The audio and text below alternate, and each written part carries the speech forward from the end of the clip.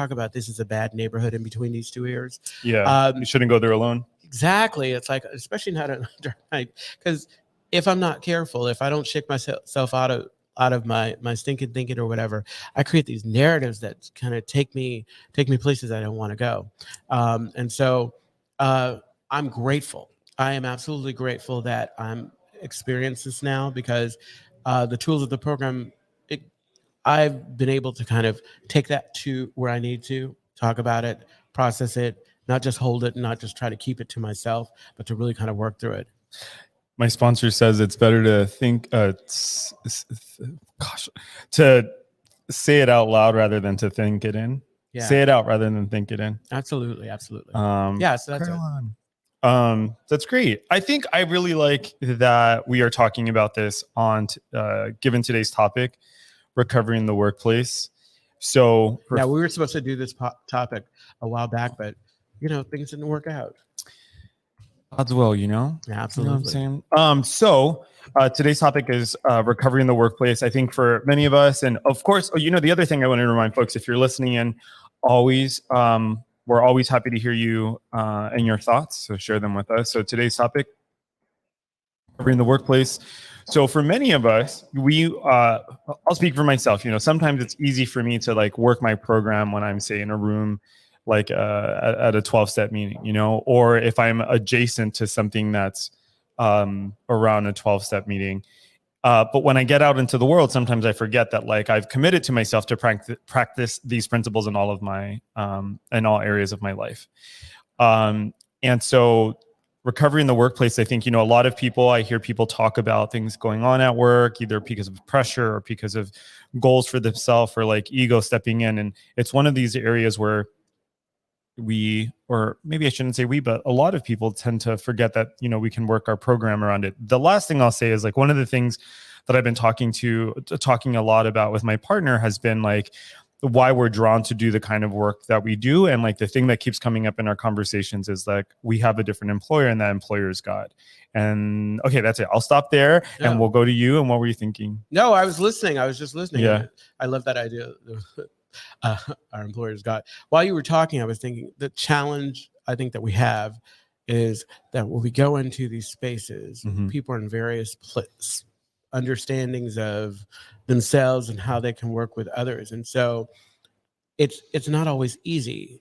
I mean, I always go into the best intentions. I am going to be a work among workers. I'm going to cause any grief. I'm going to try to be of service, show up, and then you get to deal with others. And my current job, it was never my plan to go into management.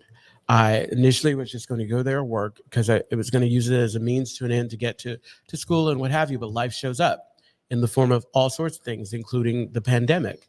And so I ended up taking a different position, mainly because I'm shady and I didn't want this other person to have it because it just wouldn't have made any sense. Yeah. Okay. So recovery in the workplace. Yeah, exactly. So for me, and we were going to talk about it. I mean, it's just a challenge of making sure that like I stay aware of what's going on. I've been talking with my sponsors about honesty, open-mindedness, and willingness.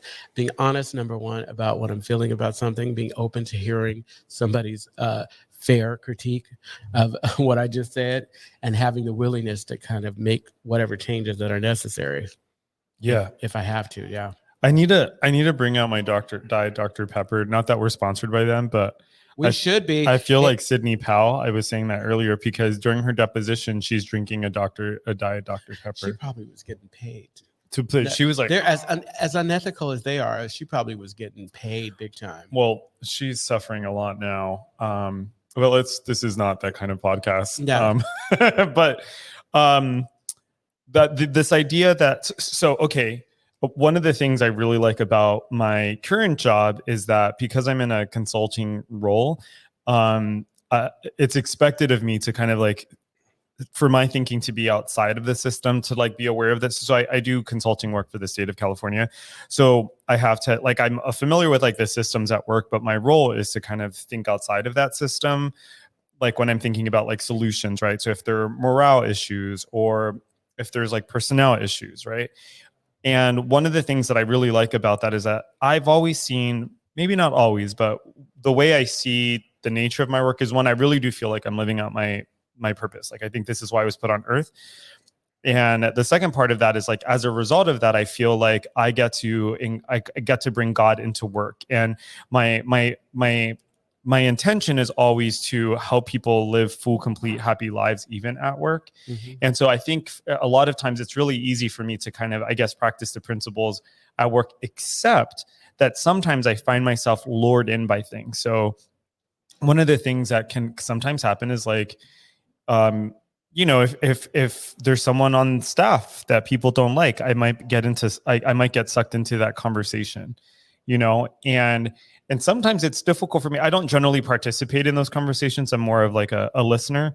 But if there's something that's said where I agree, it's very difficult for me not to also kind of like contribute in that way. Mm-hmm. And you know what I'm saying? No, absolutely. Yeah, it's that's really difficult. And I think the other thing is like, I love what you were saying earlier about like going to your brain or to your mind being dangerous, because sometimes when I'm at work, it's very easy for me to tell myself stories about like the quality of my work, or like if this doesn't go well, I'm whatever. It could just go on and on and on. I think the problem with me sometimes too is that I don't want to say that the work that I do is kind of mundane, but I sometimes have to shut me off in order to. It's kind of like that whole idea, like when you do folks who talk about trauma and sex work and whatever, and how they do drugs to kind of numb themselves. Well, I almost have to shut me off to go through certain experiences at work, and in the process of shutting me off, it's like I'm maybe a lot more susceptible to kind of some of the bad politics and behavior that kind of show up. And fortunately enough, because I'm continuing to do the work, I go through this period where I'm all, whoa, I just do not like how I'm showing up. And I've talked about it a lot here. A while back, I was like, you know what? I realized that I was creating this environment for work. I was bringing the negativity. And if I make a conscious effort to kind of change that, it will possibly change how I view my work environment. And it worked for a short time. But I have to keep coming back to it, because I don't think you get to, as much as I would like to think I learned, I started practicing a behavior and it became habitual or whatever. It didn't. I have a story for you. So when I finished undergrad, I started working at this office, right? And this was before I got sober. And so I was very like ego driven. Like part of that was just kind of like, that's what I needed to kind of, in order to survive. So I was always like, I wanted to be the best always. So, and a lot of that is like, as a side note, a lot of that was like related to like internalized racism from when I was younger, and like feeling like my entire life, in order for me to be taken seriously, I had to work 20 times harder than the white kids. And so there was a lot of that rooted in my psychology. And there's also parts of me when I was a kid that felt like I had to work harder because I didn't want to be seen like all the other Puerto Rican kids, right? Quote unquote, for people who are listening. And so there's a lot of stuff there that's problematic, and we can talk about that some other time. But I set the stage this way because part of what was happening for me throughout like my teenage years and then into adult life is that I was always my aim was always to be like the best. Like I always needed to like work really, really hard, and I just wanted to be the best. And so it was my first professional gig, and I started working at this office, and that's what my goal was. My goal was like, I'm going to do this really well. And at the time I started to see this new therapist. And at one point I say to the therapist, I'm like, I don't understand why it's like so hostile at work and why people behave the way they do. And she's like, it's you. She's like, it's you. Like she's like, I've been listening and over the last couple months, and like you're the one who's created these kind of dynamics between you and your colleagues. And then sure enough, like I checked in with someone, and they were like, yeah, like, we don't trust you. It feels like you're always like strategizing and maneuvering. And so much of my ego was wrapped up in at work. And that's like one of the things that I've had to like, that I've grown that I've grown out of in recovery is this idea that like I am somehow my work, or I'm somehow my work product, and making that about me. Because when I'm in that area, like when I'm using my work product or anything that I'm doing as a reflection of me, then it feels too high stakes. Yeah. You know, and that's it. And not to say that we shouldn't have motivations, but my motivation no longer is to be the best at something. My motivation is to like to truly be of service, you know, to live out what I think is my life's purpose, etc. But that wasn't easy to get to. No, it's not. It's like, and I think it's tough when like you were able to go in and talk to your coworkers, and it couldn't have been easy to hear. No, say, and you know yeah, what? And you know what's crazy about that? And it's not like it saved our relationships. Yeah. Like to the day that I left, they didn't trust me. Oh yeah, no, Yeah, exactly. and that I had, you know, I made my bed, I had to lie. It's in like it. when you the hardest thing at work is when you all of a sudden become that person. Like if you're the late person, or you're the one who who works slow or whatever. It's really hard to change people's opinion. And like some people are just rigid. They're not willing to allow you to grow or to change. Something I was thinking about, like, okay, so you know, I was saying earlier, it's like the certain behaviors had become habitual, but I have changed, and I wasn't giving myself credit for. I brought something that I did in early recovery.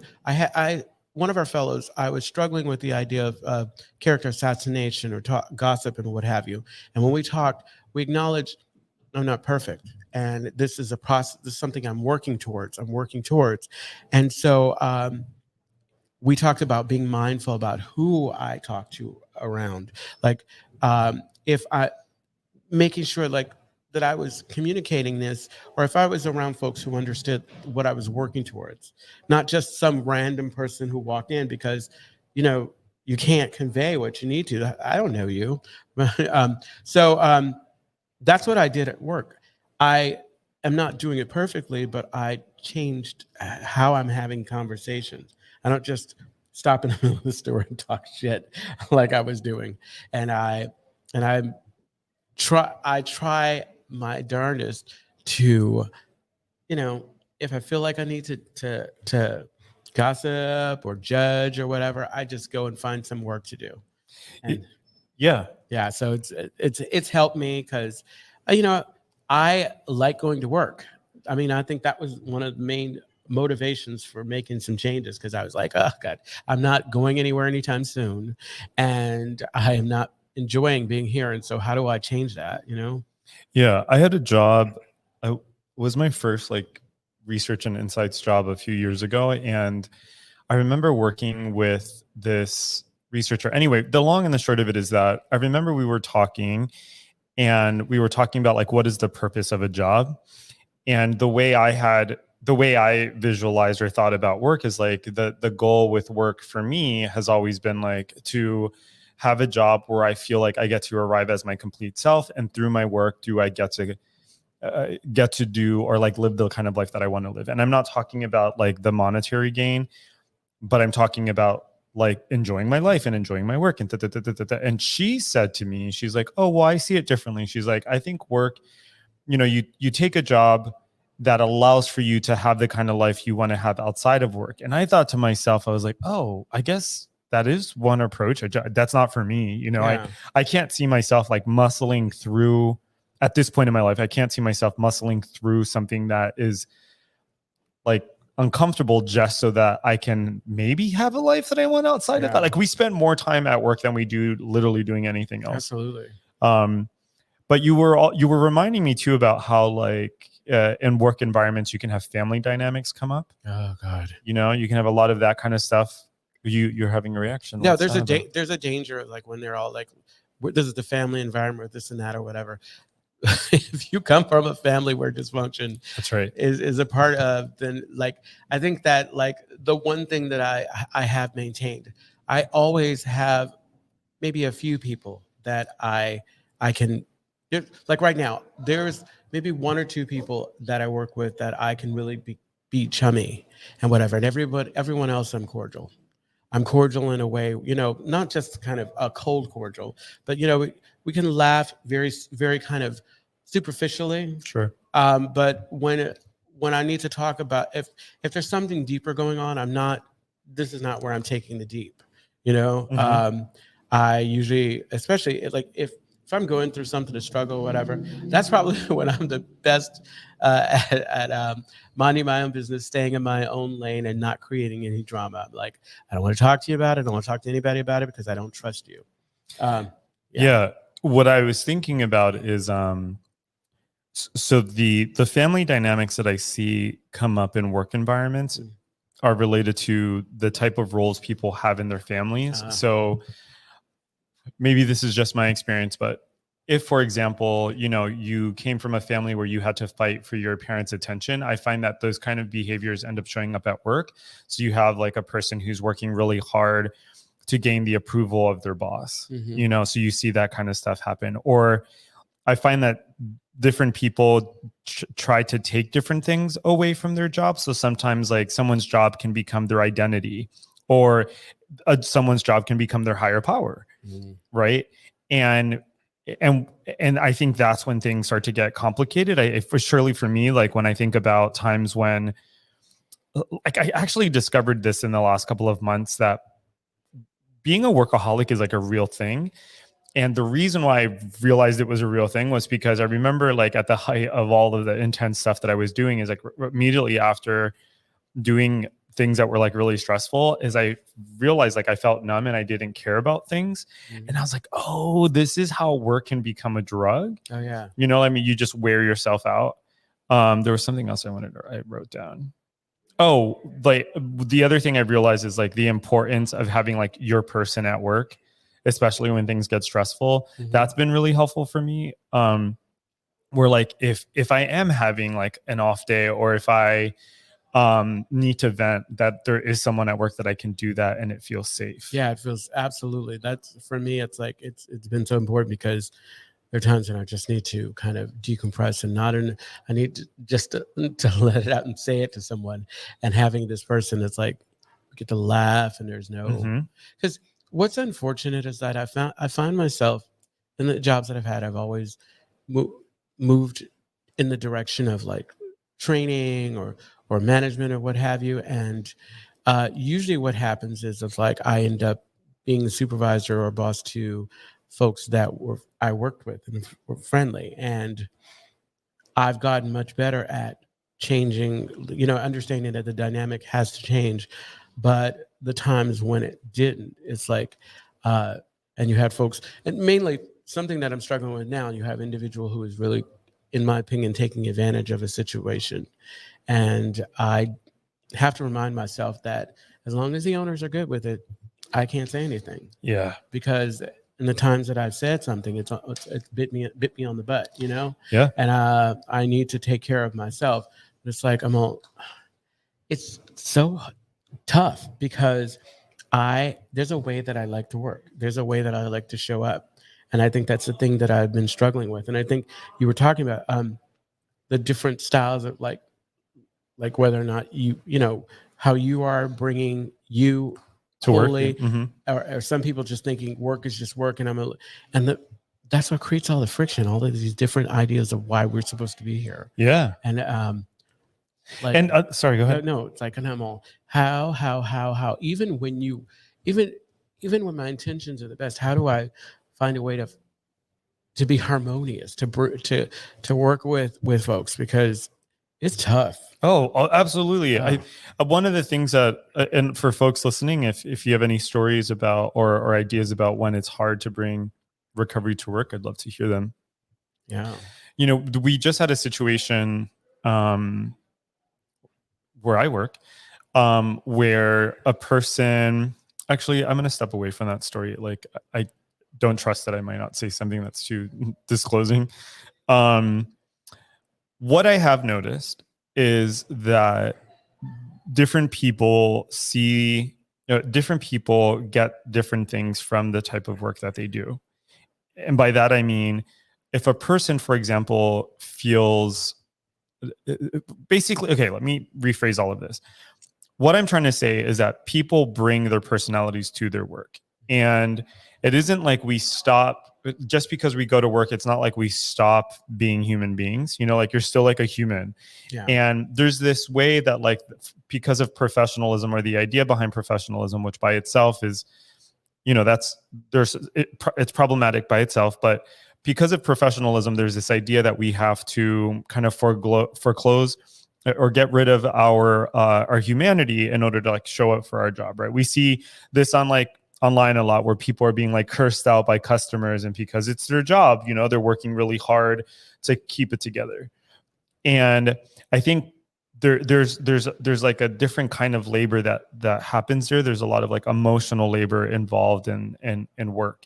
And in my experience, it's that emotional labor is hard to do when you don't have space or someone to like hold that with you, so sometimes like if you don't have a therapist or you don't have a close friend, then you're just going home, you're holding all of that shit on your own, and that could be real destabilizing over time, especially. So I guess the takeaway of what I'm trying to get at is like the value of being a sober person at work, which is like, at least for me, I get to bring something to a meeting or to my sponsor. There's like a framework for me to get support. Yeah, I wonder. Well, I don't even have to wonder. I wonder what I'm going through right now would be like if I didn't have a place to bring it, because I feel like the work that I get to bring it to my sponsor, I get to bring it to my fellows who are doing the work also, and I've found the kind of relief that I need, especially when you have, like, I try to surround myself with folks who don't have, who won't blow smoke up my ass, but who like, I know exactly. No, exactly. No, but who will give it to you as straight, who are not afraid to kind of maybe offend you, because I'm not interested in having folks in my life that are going to tiptoe around, because that's not going to help me at all. And usually I've been very good at kind of laying out, like, especially with work, laying out in the most objective way I possibly can, so that I can get a fair assessment. So, because I want to be, a worker among workers. I also want to be liked and everything. I always joke and tell them, and it's like, I don't have a problem playing the bad guy, but I end up in that role because of the way my work ethic and the way that I am. No, that's not wrong. I said my work ethic, and that was a judgment. That was a judgment. What about it was judgmental? Okay, so because what I was thinking about is like, my work ethic, and what was behind that, it was loaded. It's like, I work hard, I show up on time, I do what I need to do, and they don't. And that's something that I struggle with, because I have these little things that I have to say to myself constantly. I can't expect other people to work in my department the way that I work. And just because they're not doing that doesn't mean they're not working hard. People are showing up where they're showing up. And for me, it's like, I can go the whole day and just like on nonstop. I'm like a savant. I see things that always need to be done, so I'm running to do it. And it frustrates me, like when I see folks who are in my department kind of chilling, doing nothing, and I'm like thinking. And then, of course, even if I just turn the corner and I don't know what you are doing in that moment, I'm thinking, why are you being so lazy? What's going on? Get your ass to work. Of course, I don't say that, because I've just kind of thrown my hands up. That's kind of where I'm at with it. It's like, because in the past, this is something that we can talk about as a Black man. My tone is I'm accused of being snarky. Different things, like they're policing my tone, and for me, I feel like I'm working with grown ass people, and I should be able to talk to you if I'm being thoughtful. Just because there was no emotion, just because there was no emotion, it was just flat, doesn't mean that it was cruel or anything. It was just as a matter of fact. And if you can't handle that, I have like, that's the emotional labor that I was talking about. There's there's a lot here. Absolutely. To talk about, but the thing that's the top of mind for me right now is, on my best days, whether it's at work or it's in my interpersonal life or I'm like out in the world, I see my interactions as like expressions of God. And by that, I mean, when I am not trying to control people, places, or things, like I can be at work and I can take a seat back and I could just see things kind of play out and be in awe, and for me, that can be really exciting because then because I'm not trying to control things, and I feel like I'm able to see more and I'm able to show up more. So like I can see something going on at work and I'm like, oh, that person's suffering, and it's showing up in this way. Or if I'm out in the world and I'm hearing a share or someone's doing something that bothers me, like I get to have, there can be some grace and some room in that. And I'm saying that on my best days, because on my worst days, I see something or I hear something and I'm like, I fucking hate everyone and I hate the world and why is everything, you know what I mean? Mm-hmm. And it's just not helpful. And I think maybe the last thing I'll say about that is one of the benefits of, I think, being a sober person and going to meetings is that I am regularly hearing that I can't trust how I'm thinking and feeling all the time. Mm-hmm. And for this person, for me, I have to be reminded of that regularly, and I also need to be around spaces or around people where people, sorry, I'm tripping because there's a bunch of ideas going through my head, but what I'm thinking of is when I'm hearing someone struggle and I'm not in myself, I can see like somebody else's life play out. And then like when I come to the club, for example, I'm pointing over here because I sit over in the other room. When I come to the club, for example, and like you start to overhear all of these different conversations. And when you're around long enough, they're the same conversations. Yeah, absolutely. Yeah. Like in the last couple of weeks, I've heard conversations about people struggling with like weight issues and body image issues, and they're angry at someone and they hate work and and if you sit there, it's literally like the same conversations happening over and over and over again. And what I love about that is like I can relate to all of that. Yeah, exactly. But because I'm taking a seat back and I'm just watching like life play out, I'm like, oh wow, like I'm literally just like a human. Mm-hmm. We're all having this like human experience, and I think the thing that gets us in trouble, or what gets me in trouble, is when I think that my experiences are somehow so unique that no one else can relate to them. Absolutely. Including when I'm at work. We have a comment. Let's hear it. Oh, Anka. It is difficult when there are people who show up as slacker and there's no accountability. Yes, it really does affect morale at work. I tell myself I'm just going to put my head down and focus on what I need to do, but it does affect how I feel about the work culture. Absolutely. That is something that I struggle with a lot. Yeah, that's relatable. And I think for me, like this is one of those situations where Thank you, Anka. It was also really good to see you the other day. But I know I walked in and I saw you guys talking. I was jealous. I'm all, what's going on? It's like, is she going to be co-hosting this? We were having so she's doing very similar work. She's also a therapist in training. So we were talking about epigenetics. It was a really cool conversation. So I love that epigenetics. Yeah, it's the gene, like expression of genes in relation to the environment. We can talk about that some other day. Thanks. Yeah, but what I was thinking about is I totally forgot. Fuck. No, my brain. Can you pull that back up so we can? I remember now. Okay, good. Perfect. Thank you. Yeah. So like this is an example of when I ask myself, okay, like if I'm working step 3, right? And someone is slacking at work. Okay. Like for me, I have to ask myself like, okay, so what? Like, what am I going to do? Like, do I tell on that person? Do I have a conversation with that person? There's so many different ways of cutting that pie, slicing that pie. And that's difficult because sometimes it feels like something's being done to me, like, oh, I'm having to pick up this person's slack. Isn't it always? It's like, yeah. And I'm like, but what if, sometimes, most of the time, again, on my good days, I ask myself, what if this is exactly the way it's supposed to be? Oh, yeah.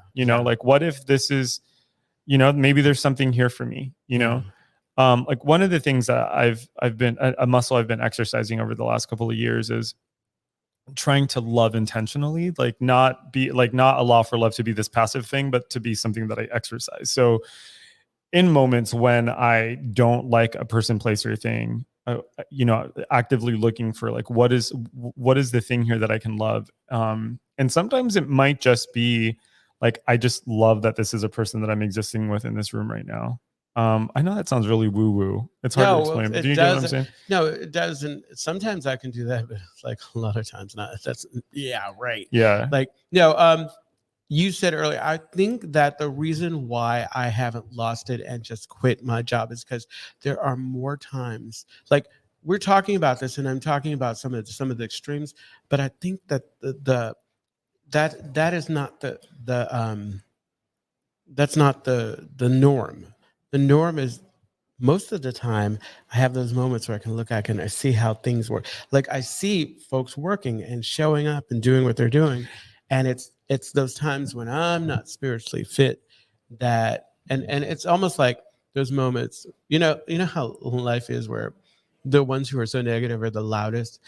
It's like I only remember those few moments. It's like I think this is a great, you can't see the beauty of the forest for the ugliness of some of the trees. Like it says in the book, there are some of the trees that bug me. And so I'm missing out on an opportunity to see just how everybody's working together. Cause like at my job, like it's not one of those places where just anybody can do everything. Like we all have areas that we specialize in so that we can come together. Because I really believe that if you know a little bit about everything, you don't know a lot about a lot. And so I practice staying in my lane as much as I can. I think that what makes it difficult is that I'm management. And so I have occasionally I have to kind of I blend in. I can't just focus on my one area. Right. Yeah, I know. I also feel like I need to stress or say out loud. Do we have a comment? Do we stress or say out loud that like I'm not always in that headspace? It's something that I have to work at regularly. It's something that I have to pray about because there are certainly things that are much harder for me. Yeah. Like one of my things, for example, is when someone is being given credit for work that I've done. It is so like that is something really hard for me. That's super old for me. Like that's left over from when I was in elementary school. Like if I did something and somebody else took credit for it, it's like I don't need a ticker tape array, but do not give somebody else credit for the work. Yeah, so that's what I mean. Like that, for example, I've been in situations where I'm like, all right, cool, you can do that. But there have certainly been moments where like that comes up for me and it's really hard. So there's this conversation is reminding me of. There's this Buddhist proverb, I think. So I have a tattoo that's based off of this story. So there's, I don't know, the phrasing of the story is something like this. So like as we get older, we acquire different identities, right? We might acquire the identity of brother or father or employer or employee or lover, right? So we acquire all of these different identities as we get older. And the identities are a lot like feathers, right? Some feathers are beautiful and we want to hold them closer. Some of them are not so flattering. They're ugly, so we try to hold them farther away, right? And the moral of the story is that the mistake that we made is in believing that who we are, that our identity is the feather itself, when really our identity, the person we are, is the space that keeps all of those feathers afloat. And I think that when we're talking about work or we're talking about recovery, and we're talking about God, for example, like that's the space between all of that. Like who are we at work and who are we when we're talking to other people? And sometimes I think for me, at least, in order for me to get back in touch with like the space between, it really does take me like slowing down and going to like my sense of a power that's greater than myself, or going to a loving person so that I can drop back into those parts of me that are more loving and more compassionate. Absolutely. That was beautiful. Oh, thanks. I want to see that tattoo now. Is it on your butt? No, no, it's on my side. It starts down here and it goes all the way around. I think we have 5 minutes left. That was the first time I went there today. I was good. You're doing great. You're growing. You're growing. Growing until next week. So we have We have some minutes left. Exactly. It's like this is when we wait patiently for someone of the for Brandon. So today. Oh yeah. So what? we have a special guest in the studio. Like Oh, Leo's here. Leo's Leo, the newest employee at the Castro Country Club. Leo, is it okay for us to talk about you right now? We're only saying nice things. So Leo is the new assistant manager at the Castro Country Club. He's wonderful. He's from Hawaii. Yes, he's freeing Brandon up to do things like load up past episodes of the podcast. Yeah, so caught up. It's so nice. That's amazing. Are you the person behind that? Were you behind or Brandon? But it freed Brandon up to do it. So we feel your presence. It's so nice to have you here. Yes. Yeah, it's nice to see you. You're very you fit right in. Exactly. Were you around before? You volunteered before? Oh, okay. I'm sorry. I didn't notice. Yeah, but you know what's really cool? So Leo has a calmness. He has an energy because I know when I was working here, I was a mean motherfucker.